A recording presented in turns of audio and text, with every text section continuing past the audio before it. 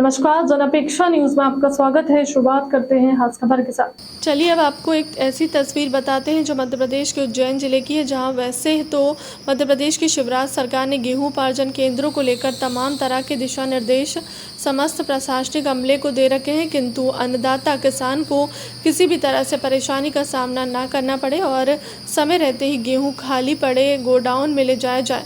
साथ ही वहाँ से परिवहन की व्यवस्था सुनिश्चित करने हेतु नियत स्थान पर गेहूं को पहुंचाया जाए, पर बावजूद इसके जो तस्वीर आप देख रहे हैं वह बिल्कुल उल्टी है। तो आइए ले चलते हैं आपको उज्जैन जिले के इलाकों में की गई हड़ताल की तस्वीरें, जिससे आप भी कहेंगे कि आखिर हो क्या रहा है। आपको बता दें कि उज्जैन जिले में 7 विधानसभा क्षेत्र पड़ती है, जहाँ की पूरी जिम्मेदारी एडमिनिस्ट्रेशन यानी प्रशासनिक अमले की होती है, गेहूँ उपार्जन केंद्रों की, और साथ ही इस पर सबसे बड़ी जिम्मेदारी होती है वह हाउसिंग बोर्ड की, क्योंकि सबसे महत्वपूर्ण कड़ी के रूप में यह टीम का काम करती है। और इन्हीं के अनुरूप जो किसान अपने खेतों से अनुगा कर गेहूं उपार्जन केंद्रों पर अपनी फसल बेचने आते हैं, यहां से पूरा माल परिवहन कर अन्य राज्यों या अलग अलग देशों में पहुंचाया जाता है, जिसे भारत की अर्थव्यवस्था से काफ़ी अहम जोड़कर माना गया है। मेरे यहाँ पर मैदपुर तहसील के अंदर 2 वेयर हाउस झाड़ला कटन पे हैं और 2 वेयर हाउस मैदपुर रोड के पास बपैया रोड पे है। लगातार 10 सालों से मेरे वेयर हाउस के ऊपर कोई उपार्जन केंद्र नहीं बनाया जा रहा है। उसका कारण राजनीतिक प्रतिस्पर्धा हो सकती है या भारतीय जनता पार्टी की सरकार में कांग्रेस की मानसिकता रखता हूँ, इस कारण मेरे उपार्जन केंद्र नहीं भरे जाते हैं। मेरे वेयर हाउस को उपार्जन केंद्र में नाम नहीं लिया जाता है। दूसरा, 2014 में मेरे पे 31 करोड़ की रॉयल्टी अवैध उत्खनन का केस बना था। उस कारण मेरा जो गिट्टी प्लांट है वो भी लगातार 10 सालों से बंद है और केस में अभी स्टे मिला हुआ है। तो भारतीय जनता पार्टी की सरकार कांग्रेस की विचारधारा होने के कारण मुझे हर महीने 10 से 15 लाख रुपए महीने का घाटा उठाना पड़ता है। उपार्जन केंद्र के ऊपर इतनी अनियमितता है कि किसी को भी कुछ पता नहीं है। कभी रेक लग जाते हैं तो गोडाउन के अंदर 2 दिन माल डालते हैं और वापस बाहर निकाल लेते हैं। कभी बोल देते हैं कि गीला हो गया तो उपार्जन केंद्र बंद कर देते हैं।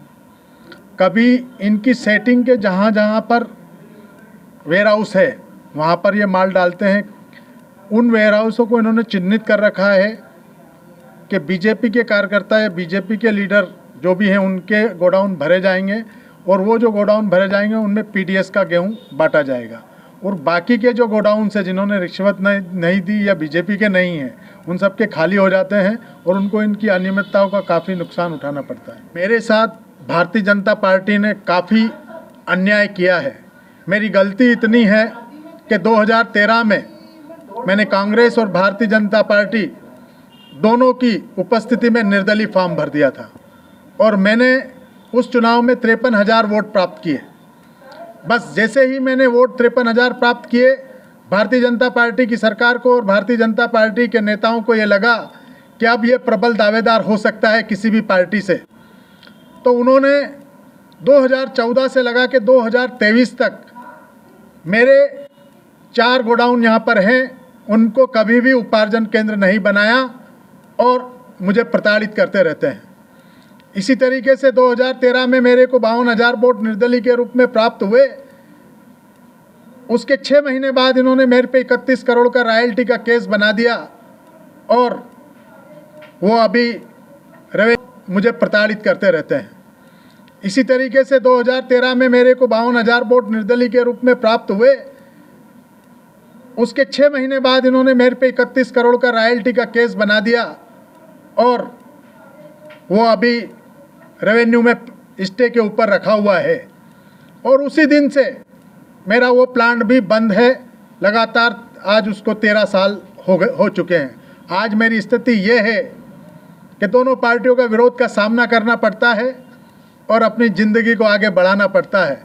मैं काफ़ी संघर्ष कर रहा हूँ और अपने किस्मत को आजमा रहा हूँ, लेकिन इन दोनों पार्टियों ने मेरे पे कहर ढाने में कोई कमी नहीं छोड़ी है और यहाँ के बीजेपी और भारतीय जनता पार्टी के नेताओं के गोडाउन भी भरे हुए हैं और प्लांट भी चालू हैं, और वो दोनों नेता कांग्रेस की पार्टी से टिकट भी लेने के इच्छुक हैं, और उनको टिकट दिलाने के लिए भारतीय जनता पार्टी के विधायक उनको टिकट दिलाने के लिए भी तैयार हैं, और इन सब की प्रताड़ना मुझे झेल। शासन का एक पॉलिसी मैटर है जिसके तहत एफसीआई के गोदामों में माल परिवहन किया जाना है, और जितना माल निश्चित उतना माल रैक के माध्यम से परिवहन किया जा रहा है, लेकिन रैक बराबर न लगने के कारण परिवहन थोड़ा सा कमी हो रही है, और हमारे द्वारा बराबर प्रयास किया जा रहा है कि परिवहन तेज गति से हो ताकि कोई भी माल शासन का या किसानों का खराब नहीं हो।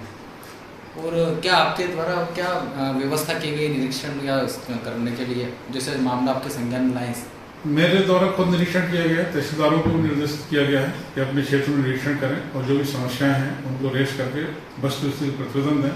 साथ ही मेरे द्वारा प्रतिदिन जीएसओ से भी रिपोर्ट ली जाती है कि कितना माल उपार्जित किया गया है, कितना माल का परिवहन हो चुका है और कितने माल का परिवहन होना शेष है, और जो परिवहन होने से शेष माल है उसके संबंध में डीएम नाम से चर्चा करते हैं ताकि परिवहन तेज गति से कराया जा सके। जो खाली पड़े वेयर हाउस उनको कैसे आगे देखना चाहेंगे? वैकल्पिक व्यवस्था क्या की जाएगी उनके लिए? ऐसा कुछ वो शासन के पॉलिसी मैटर के तहत है, लेकिन वस्तु स्थिति की जो रिपोर्ट है वो हमारे द्वारा प्रतिवेदन कलेक्टर महोदय के संज्ञान में लाया जाएगा, और फिर शासन के स्तर पर जो भी व्यवस्था संभव हो सकती है वो व्यवस्था कराई जाएगी। अब तक की खबर में इतना ही। बने रहे हमारे चैनल के साथ। नमस्कार।